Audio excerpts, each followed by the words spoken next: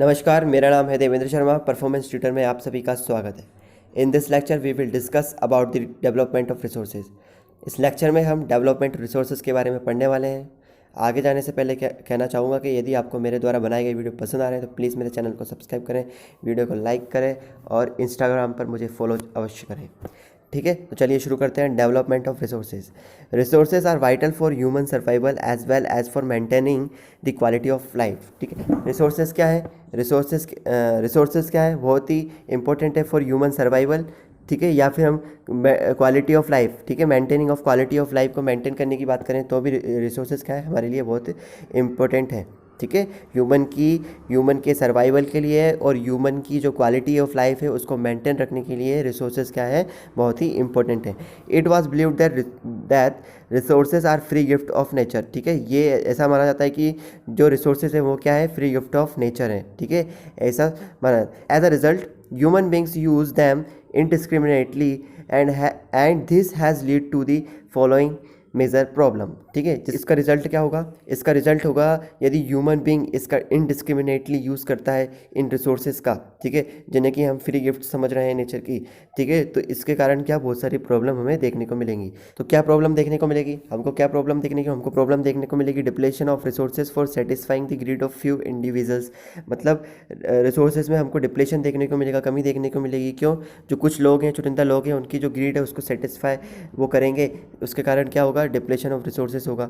ठीक है, accumulation of resources in few hands. ठीक है, हमको एक्यूमुलेशन देखने को मिलेगा रिसोर्सेज का कुछ लोगों के हाथ में, which in turn divided the society into two segments, haves and haves nots, और रिच और पुअर। जिसके कारण क्या होगा, जो सोसाइटी है वो डिवाइड हो जाएगी किन किन लोगों में, जिनके पास रिसोर्स है और जिनके पास रिसोर्स नहीं है। ठीक है, जिनके पास रिसोर्सेज हैं और जिनके पास नहीं है। ठीक है, यदि रिसोर्सेज जो है एक ही व्यक्ति, कुछ चुनिंदा लोगों के हाथ में रह जाएगा तो उसके कारण सोसाइटी कैसी देखने को मिलेगी, जिनके कुछ के तो पास रिसोर्सेज देखने को मिलेंगे, कुछ के पास नहीं देखने को मिलेंगे, जिसका कारण क्या होगा, रिच एंड पुअर।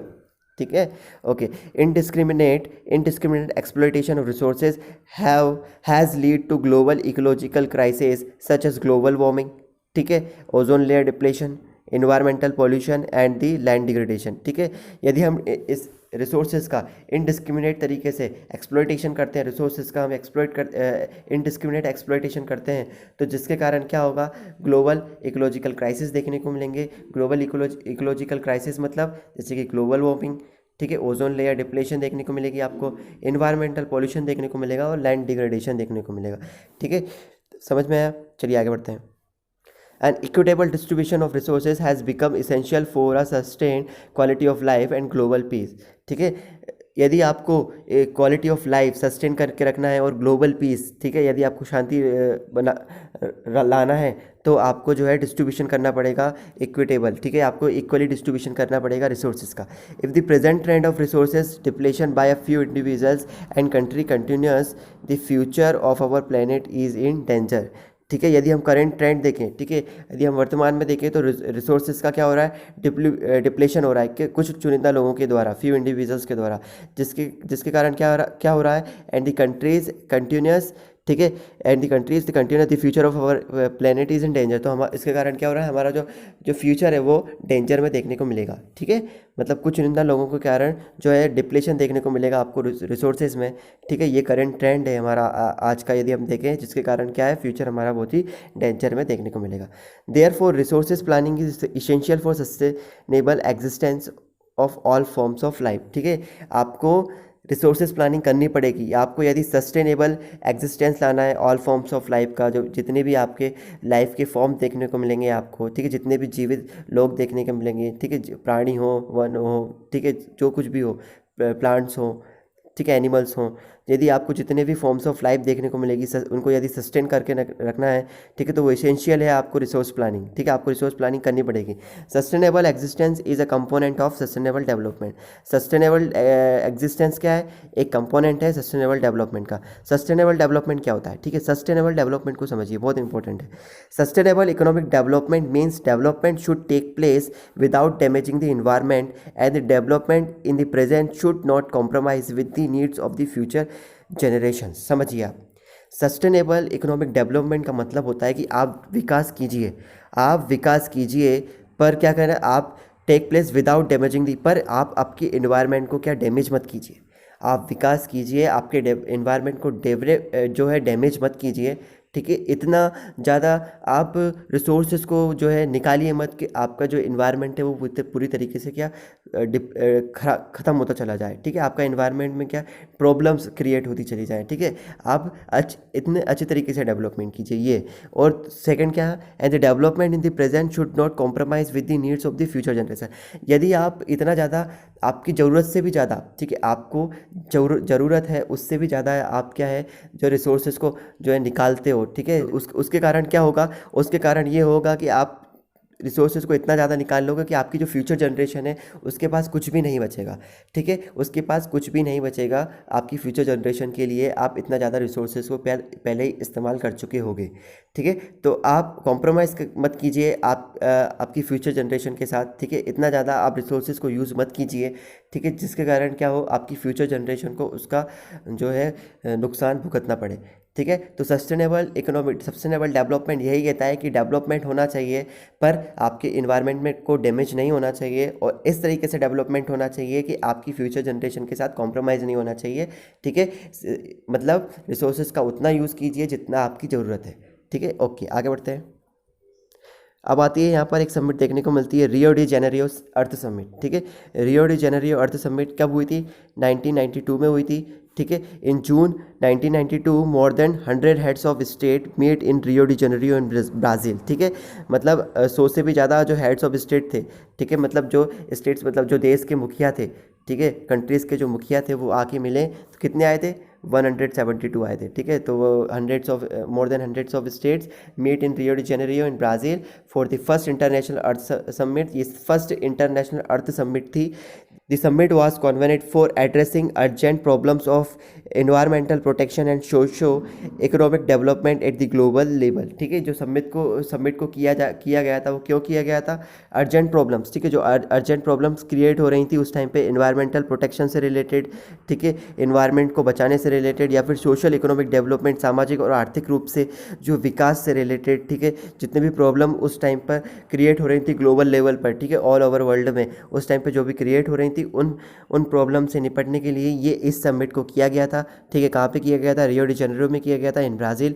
कब किया गया था, 1992 में किया गया था, जो कि 100 से भी ज़्यादा जो मेंबर्स हेड्स थे स्टेट्स के वहाँ पर आए थे, ठीक है।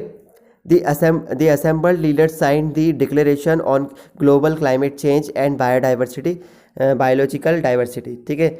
जितने भी वहाँ पर असेंबल्ड लीडर्स थे, जितने भी वहाँ पे हेड्स ऑफ स्टेट्स इकट्ठा हुए थे, ठीक है, वहाँ पर उन्होंने क्या किया, एक डिक्लेरेशन साइन किया, ठीक है, आपस में मिलजुल कर एक डिक्लेरेशन साइन किया, उस जो जिसका कि नाम क्या था, global climate change and biological diversity, ठीक है, जिसका नाम क्या था, उस डिक्लेरेशन का नाम क्या था, global climate change and biological diversity, ठीक है। ये जो है डिक्लेरेशन साइन किया किन लोगों ने किया, जो भी वहाँ पर मेंबर्स आए थे, ठीक है, हेड्स ऑफ जो भी मेंबर्स आए थे, मोर देन 100 हेड्स थे स्टेट्स के, उन्होंने ये डिक्लेरेशन साइन किया।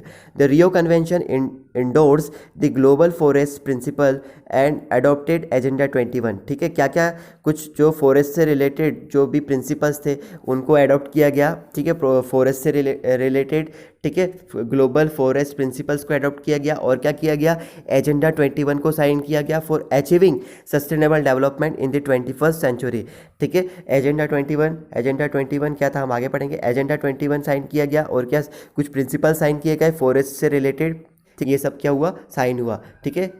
Achieving sustainable development in the 21st century, ठीक है, सस्टेनेबल डेवलपमेंट के लिए 21st सेंचुरी में, ओके। यदि हम अब एजेंडा 21 की बात करें तो एजेंडा 21 क्या कहता है। अब सबसे पहले ये देखिए आपकी एजेंडा 21 निकल कर कैसा है। मतलब आपने देखा कि रियो डी जेनेरियो अर्थ समिट हुई 1992 में, ठीक है, हमने देख चुके। अब इस अर्थ समिट का जो आउटकम क्या निकल कर आया कि यहाँ पर क्या दो मेजर्स लिए, क्या मेजर्स लिए, कुछ प्रिंसिपल दिए देखने को मिलते हैं, क्या, फॉरेस्ट से रिलेटेड, और एक एजेंडा 21। मतलब एजेंडा 21 निकल कर कहाँ से आया, रियो डी जेनेरियो अर्थ समिट से, ठीक है। जो रियो डी जेनेरियो अर्थ समिट हुई, ठीक है, जहाँ पर 100 से मोर देन 100 से भी ज़्यादा हेड्स देखने को मिले, उस रियो डी जेनेरियो अर्थ समिट का आउटकम क्या था, एजेंडा 21।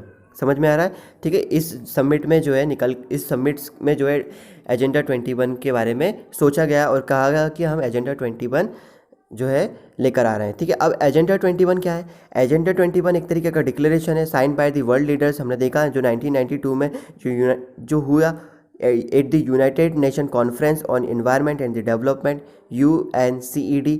ठीक है, at the united nation conference on environment and development, जो यूनाइटेड नेशन की कॉन्फ्रेंस हुई।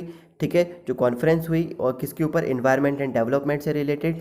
ठीक है, वहाँ पर आपको वहाँ से ये एक डिक्लेरेशन निकलता हुआ आता है। ठीक है, 1992 में, जो कि कहाँ हुई थी? जो रियो डी जेनेरियो में हुई थी, ब्राज़ील में। ठीक है, अब इसका एम क्या था? अब ये एजेंडा 21 क्या था? ठीक है, मतलब इसमें क्या क्या देखने को मिलता है आपको? It aims at achieving global sustainable development. ठीक है, इसका पहला एम क्या था? कि हमको जो है ग्लोबली, ठीक है, मतलब सब एक, ऐसा नहीं कि कोई इंडिविजुअल कंट्री, ग्लोबली सभी कंट्रियों को एक साथ, ठीक है, ये जो है सस्टेनेबल डेवलपमेंट से रिलेटेड जो है मेजर्स लेने होंगे। ठीक है, सबको एक साथ मिलकर, ठीक है, एक पर्टिकुलर कंट्री को नहीं। ठीक है, ग्लोबल सस्टेनेबल डेवलपमेंट आप जानते हैं। ठीक है, डेफिनेशन को हमने अच्छी तरीके से समझा है। It is an agenda to combat environmental damage. ठीक है, ये एक तरीके का एजेंडा था। ठीक है, मतलब क्या? हमको कॉम्बैट करना है, किससे निपटना है, किन किन चीज़ों से निपटना है? एनवायरमेंटल डैमेज, मतलब जो भी डैमेज हो रहा है एनवायरनमेंट के अंदर। ठीक है, मतलब एनवायरमेंटल के डैमेजेस से मतलब ये है कि एनवायरमेंटल पॉल्यूशन, ठीक है, ओजोन लेयर का डिप्लेशन होना, ग्लोबल वार्मिंग होना, ठीक है, लैंड का डिग्रेडेशन होना। ठीक है, ये सब क्या है? एनवायरमेंटल डैमेज के अंदर आते हैं। ठीक है, तो इनसे किस तरीके से जो है निपटा जाए? पॉवर्टी, ठीक है, गरीबी से किस तरीके से निपटा जाए? डिसीजेस, ठीक है, बीमारियों से किस तरीके से निपटा जाए? Through global cooperation on common interest, mutual needs and shared responsibility. किस तरीके से सब ऐसा, अब वही कहने का मतलब कि इन सब चीज़ों से जो भी हमको देखने को मिल रहा है, किन कॉम्बैट करना? एनवायरमेंटल डैमेज, पॉवर्टी और डिसीज़। इन सब चीज़ों से जो है हम क्या करेंगे? ग्लोबली, ठीक है, ग्लोबली फाइट करेंगे। ठीक है, ऐसा नहीं कि पर्टिकुलर किसी व्यक्ति, कंट्री अकेला जो है इन प्रॉब्लम से निपट रही है। सभी को एक साथ मिलकर आना है। ठीक है, सभी को एक साथ मिलकर जो है अपने इस जो ये जो हमको देखने को मिल रही है प्रॉब्लम, उससे निपटना है। ठीक है, तो ये था एजेंडा 21 के अंदर। अब इसके अंदर एक मेन चीज़ हमको देखने को मिलती है एजेंडा 21 के अंदर, is that every local government should draw it's आउन लोकल एजेंडा 21। मतलब कि अब जो लोकल गवर्नमेंट है, लोकल गवर्नमेंट क्या होती है? हमने देखा हाँ कि यदि हमारे इंडिया की बात करें तो आपको सेंट्रल गवर्नमेंट देखने को मिलेगी, जिसे हम यूनियन गवर्नमेंट करें, स्टेट गवर्नमेंट देखने को मिलेगी, और एक लोकल गवर्नमेंट देखने को मिलेगी, म्यूनसिपैलिटीज़ एंड पंचायत। तो ये जो लोकल गवर्नमेंट है वो अपना खुद का एक एजेंडा 21 लेकर आएगी। ठीक है, क्योंकि लोकल गवर्नमेंट को बनाने का मकसद क्या था? लोकल गवर्नमेंट को बनाने का मकसद ही जो था, ये था कि लोकल गवर्नमेंट अच्छी तरीके से जो है उस पर्टिकुलर लेवल, उस पर्टिकुलर ग्राउंड पर जहाँ पर वो गवर्नमेंट है, उसको, उसकी प्रॉब्लम्स को अच्छी तरीके से समझती है। ठीक है, इसलिए ठीक है, सेंट्रल गवर्नमेंट इतनी अच्छी तरीके से जो है उन प्रॉब्लम्स को नहीं निपट सकती, उन प्रॉब्लम्स को नहीं समझ सकती जितनी ज़्यादा अच्छी तरीके से वो लोकल गवर्नमेंट समझती है। इसलिए लोकल गवर्नमेंट जो है इंपॉर्टेंट ये रोल प्ले करती है इन गवर्नमेंट्स। ठीक है, ठीक है, तो इसलिए क्या है कि एजेंडा 21 के अंदर ये देखा गया कि जो लोकल गवर्नमेंट है वो अपना खुद का एक एजेंडा 21 लेकर आए। ठीक है, ताकि क्या है, कुछ अच्छी तरीके से मेजर ऑब्जेक्ट्स लेकर आए। ठीक है, ताकि क्या है कि ये जो प्रॉब्लम है उनसे अच्छी तरीके से जो है निपटा जाए। ठीक है, यदि आपको वीडियो अच्छा लगा हो तो प्लीज़ मेरे चैनल को सब्सक्राइब करें, वीडियो को लाइक करें। थैंक यू, धन्यवाद।